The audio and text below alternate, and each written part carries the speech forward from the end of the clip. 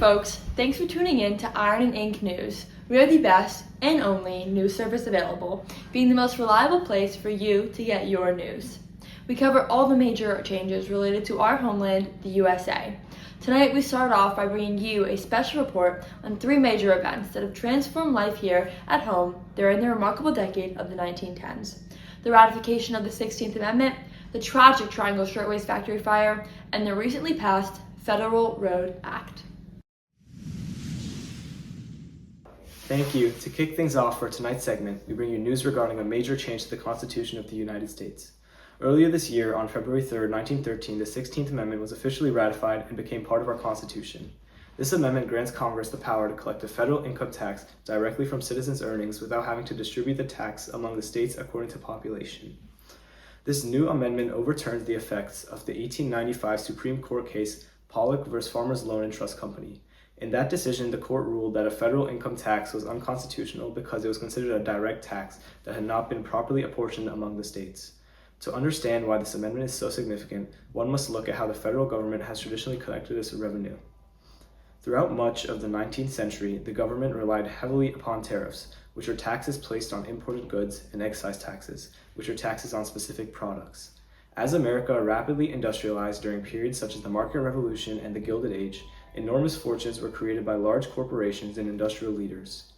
Many reformers argued that the existing tax system unfairly burdened farmers and working-class Americans while allowing the wealthiest citizens to contribute proportionally less of their income.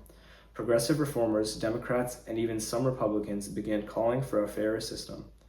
President William Howard Taft proposed the amendment in 1909, and after nearly 4 years of debate among the states, Wyoming became the 36th state needed to secure ratification. Supporters believe the new tax will provide the government with a more reliable source of revenue, while ensuring that wealthier Americans contribute a greater share towards the nation's expenses. Critics, however, argue that it grants the federal government unprecedented power over the earnings of citizens. Regardless of one's opinion, the 16th Amendment marks one of the most important constitutional changes of our era. Sadly, we must now report on a terrible disaster that has recently unfolded in New York City. Last week, a fire broke out at the Triangle Shirtwaist Factory, claiming the lives of 146 workers out of approximately 500 employees present in the building. Many workers found themselves trapped as the flames rapidly spread through the upper floors. The situation became even more deadly because certain exit doors had been locked by factory management. As panic spread, some workers attempted to escape through windows, while others searched desperately for stairways and fire escapes. Tragically, many fell to their deaths while trying to flee the blaze. We now go live to Brenna at the scene of the disaster. Thanks, Mihir. Today I stand outside the Triangle Shirtwaist Factory building where one of the deadliest industrial tragedies in this city's history had occurred. Many victims who did not escape were overcome by smoke inhalation or suffered fatal burns from the rapidly spreading fire. The disaster has drawn attention to the dangerous working conditions faced by the countless factory workers across the nation. Employees here often work from 7 in the morning until 8 at night. Many earned only around $6 per week despite these long hours. Workers were given only a brief lunch break and frequently labored in crowded rooms filled with fabric and other flammable materials. Investigators reported that management often kept certain doors locked to prevent workers from taking unauthorized breaks or leaving the building during work hours. Unfortunately, these same doors locked and prevented employees from escaping when the fire began. The tragedy has sparked widespread public outrage, and labor organization reformers and ordinary citizens are demanding stronger workplace safety to prevent such a catastrophe from ever happening again. That is all from the scene. Back to you, Mihir. Thank you, Brenna. The human cost of this disaster is especially heartbreaking. Of the 146 victims, 123 were women, many of them young immigrant workers seeking opportunities in America. Their deaths have become a powerful symbol of the dangers faced by workers in factories throughout the country. Already, lawmakers and reform advocates are discussing new safety regulations, building inspections, and labor protections in response to this terrible event. We now move to our final report of our domestic events. Breaking news from Washington. President Woodrow Wilson has recently signed the Federal Aid Road Act of 1916 into law, marking a major turning point in the nation's transportation system. This act provides approximately $85 million in federal funding over the next 5 years to assist states in constructing and improving roads across the country. The primary goal of this legislation is to improve rural post roads, allowing farmers to transport goods to markets more efficiently while also improving mail delivery to distant communities. Prior to this law, road construction was largely the responsibility of state and local governments. During the 19th century, many roads were privately operated turnpikes funded through toll collections. However, many of these roads eventually deteriorated after financial difficulties forced their operators out of business. For years, Americans have pushed for better transportation infrastructure. The movement first gained support among bicyclists during the late 19th century and became known as the Good Roads Movement. As automobiles became increasingly popular, organizations such as the American Automobile Association, or AAA, joined manufacturers in demanding improved highways and better connections between cities and towns. This new legislation represents a major shift in government policy. Rather than expecting travelers to bear the entire cost through tolls, roads are increasingly being viewed as public infrastructure that benefits all citizens. Supporters believe improved roads will strengthen commerce, connect rural communities to growing markets, and make travel safer and more efficient throughout the nation. Many observers predict that his partnership between federal and state governments may lay the foundation for a vast network of highways stretching across America in the years to come. From the ratification of the 16th Amendment to the tragedy of the Triangle Shirtwaist Factory fire, and now the passage of the Federal Aid Road Act, this decade has witnessed tremendous changes in American society. Now, we bring you to a special report on 3 major events that have shaped the foreign policy of the United States during this turbulent decade: the sinking of the Lusitania, the Zimmerman Telegram, and the newly signed Treaty of Versailles. We now turn to our foreign correspondents, Brenna and Sophia, for the latest developments. Thank you. We begin with the tragic sinking of the RMS Lusitania, an event that shocked Americans and changed public opinion regarding the war in Europe. The Great War began in 1914 between 2 major alliances. The Allied powers consisted primarily of Britain, France, and Russia, while the Central Powers included Germany, Austria-Hungary, and the Ottoman Empire. Because the powerful British Navy controlled much of the sea, Germany relied heavily on submarines, known as U-boats, to weaken Britain's ability to receive supplies. German submarines began attacking ships entering British waters, a strategy known as unrestricted submarine warfare. One of the vessels traveling through the dangerous waters was the RMS Lusitania, a British passenger line that regularly sailed between New York and Liverpool. Along with the passengers, the ship carried cargo, some of which could be used to support the war effort. Germany had issued warnings that ships entering the war zone could be attacked. However, many passengers believed that civilian liners would not be targeted because they were carrying ordinary travelers. On May 7, 1915, those assumptions proved tragically wrong. The German submarine U-20 fired a torpedo that struck the Lusitania. Witnesses reported a second explosion shortly afterward. With only 18 minutes, the massive ship disappeared beneath the waves. The loss of life was staggering. A total of 1,198 people perished, including 128 Americans. News of disaster spread rapidly across the United States. Newspapers printed heartbreaking stories of families lost at sea. Citizens expressed outrage, and many viewed the attack as an inhumane assault on innocent passengers. Anti-German feelings grew throughout the country. Almost most Americans still hoped to avoid entering the war. Support for strict neutrality began to weaken. President Wilson demanded that Germany change its policies, and Germany temporarily agreed to limit submarine attacks. Yet many observers now wonder whether Americans can continue to remain separated from the conflict overseas. We now move ahead to another major development that has captured the attention of the nation.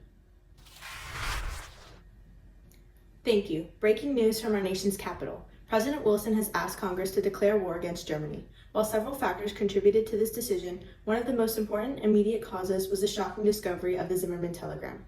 For nearly 3 years, the United States remained officially neutral while war raged across Europe. However, tensions between America and Germany continued to rise.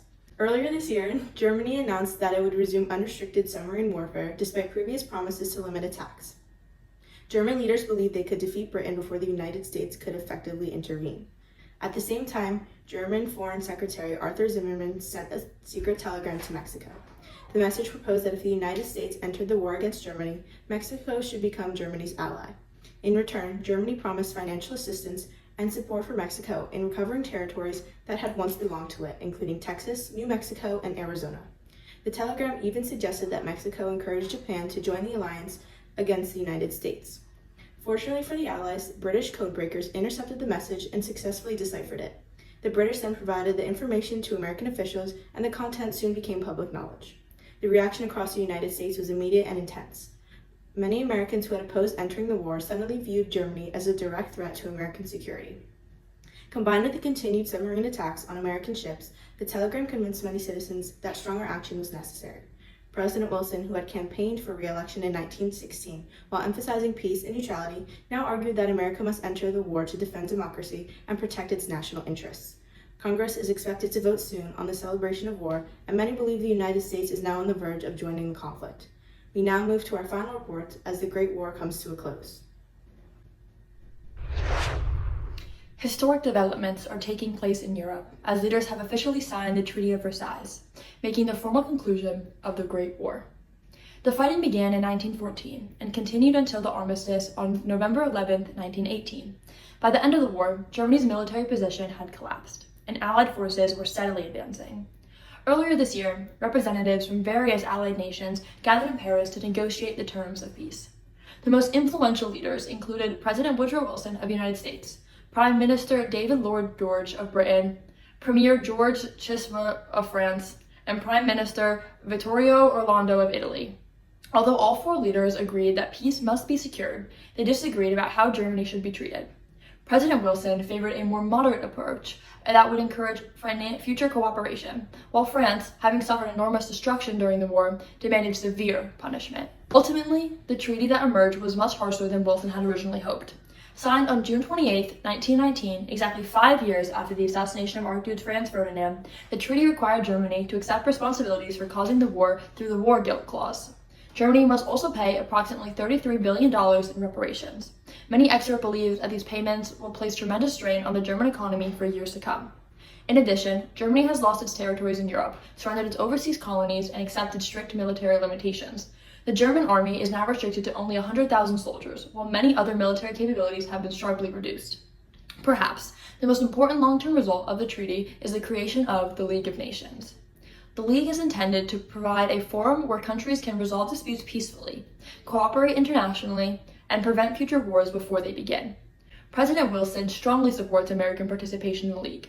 However, debate continues in the United States Senate, where the lawmakers are currently discussing whether joining such an organization is truly in the nation's best interest. The decision may determine the future role the United States plays on the world stage for many years to come. Thank you, Ruth. From the sinking of the Lusitania to the revelation of the Zimmermann telegram, and finally to the signing of the Treaty of Versailles, this decade has witnessed extraordinary changes in American foreign policy.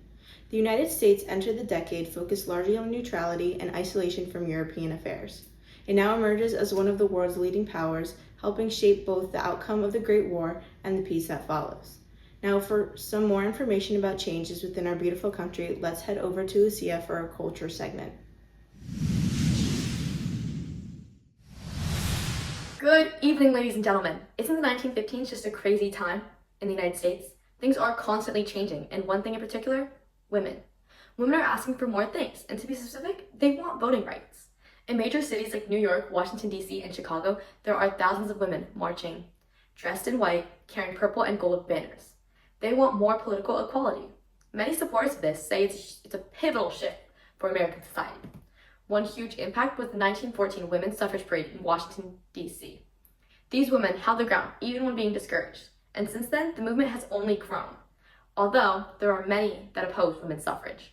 These critics believe that politics is for men, and men alone. They feel women being able to vote would only cause more issues, especially with the traditional family roles. But with the arms race and the rise in manufacturing throughout the past several years, women have already been working as both mothers and workers. They feel they deserve a voice in shaping the world that affects their daily life. In fact, there are already several Western states, including Wyoming, Colorado, and Washington, that have given women full voting rights. These victories helped with the push for a constitutional amendment that would guarantee suffrage nationwide. Many activists feel it's only a matter of time before Congress has no choice but to listen. But if one thing is clear, it's the fact that America is constantly changing, and the fight for women's suffrage is reshaping the nation. How fascinating is that? But I hear things are really heating up for our athletes overseas. After a short commercial break, we'll cut to Sophia to hear about our sports segment. Oh, I am starving. Work was so tiring. I should have dinner ready in an hour or so, but I have something in the meantime that could do the trick.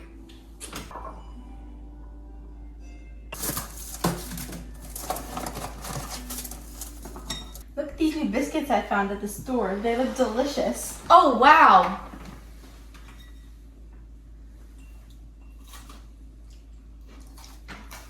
These are delicious. What kind of biscuits are these? They're Oreos. Oreos, get them at your local convenience store today. Ugh, I wish there was a quicker way to do this. Oh, wish you say? Well, I think I have the answer for you. Oh dear, please tell me that you do. My hands hurt. It's called the Speed Queen, the newest and best electric washing machine on the market. It's powered by an electric motor, so you never have to wash again. This is amazing. Don't I know it? And if you buy the newest model with the swinging ringer, it can operate in any direction. Newest and best innovation on the market. Thank you, Speed Queen. Good evening, ladies and gentlemen. Tonight, all of our attention is on American athlete Jim Thorpe, who has delivered one of the greatest performances in Olympic history in Stockholm, Sweden. Thorpe won gold in the pentathlon and decathlon. In the decathlon, he finished in the top 5 of every single event and won 4 of them outright. In the pentathlon, he won every event except the javelin throw, where he placed 3rd. What makes his story even more remarkable is that Thorpe competed wearing mismatched shoes after his own shoes were stolen before the competition began. Despite the setback, he still dominated the games. Thorpe is now the first Native American athlete to win Olympic gold medals for the United States. Meanwhile, American swimmer Duke Kahanamoku has also become a star of the games, winning the gold in the 100-meter freestyle. Earlier this week, Kahanamoku nearly missed the event after oversleeping before teammates rushed him into the pool just in time to compete. We now go to a short interview with Mr. Thorpe. Mr. Thorpe, how does it feel to become an Olympic champion? It is a great honor, ma'am. I simply tried my best in every event. And is it true your shoes were stolen before the competition? Yes, ma'am. I had to wear 2 mismatched shoes, but I was determined to compete anyway. Well, congratulations to you, Mr. Thorpe. An incredible display of determination and athletic excellence from Jim Thorpe and Duke Kahanamoku here at the 1912 Olympic Games. Keep on winning, America. Now I hear a new fashion trend is on the rise. Let's go to our fashion segment to hear more. There is a new craze within female fashion. You may have seen or been hit with the newest trend, the wide-brimmed hat. This hat has swept the wardrobe of women recently and has been all the rave. These hats are characterized by wide brims, sometimes even past the shoulders, and accompanied by hairpins in order to secure the hat to the head. These hairpins, along with the hats, are also extremely long, with some being around a foot in length. They are this length to make sure that the hat stays secure within the head. With these over-the-top brims, the hats are often adorned with large blooms or floral pieces to really make the woman stand out. With me now, I have a floral string that is used by designers of these hats in order to make them each unique and beautiful. As you can see, they are lightweight and can be a variety of colors and designs. These simple items add some beautiful decoration without adding too much weight to the woman's head. Viewers at home may be wondering how these hats can sit on the head of many women even though they are so large. But innovation has an answer for this. A silk band can be found within the hat and contains a drawstring for women to pull in order to fit the hat to the head. This also leads to easy adjusting depending on the hairstyle of the day. This hat can be found at varying price ranges and is worn by women and girls of all classes. However, with the recent outbreak of the war, the size and extravagance of these hats seem to be diminishing. Women report that they feel it is unpatriotic to use excessive materials to improve their own visual appearance while our men are off fighting in the war. Hats seem to be shifting to a smaller and closer fitting style, and many believe this gives women a more youthful appearance. Good evening, folks. We have breaking news in the music world. There is a brand new sound sweeping across the nation. It's lively, it's energetic, and it's unlike anything we've heard before. That sound is jazz. The original Dixieland Jazz Band, otherwise known as the ODJB, recorded what is to be considered the first ever jazz songs, Livery Staple Blues and Dixie Jazz Band, One Step. These records have become a music sensation and are selling fast. This new music is shifting the music industry from sheet music to physical recordings. Now, some believe that their music is subpar, but you folks at home are in luck because we have someone here to prove otherwise. Henry Ragas, the pianist from the OTJB, everyone.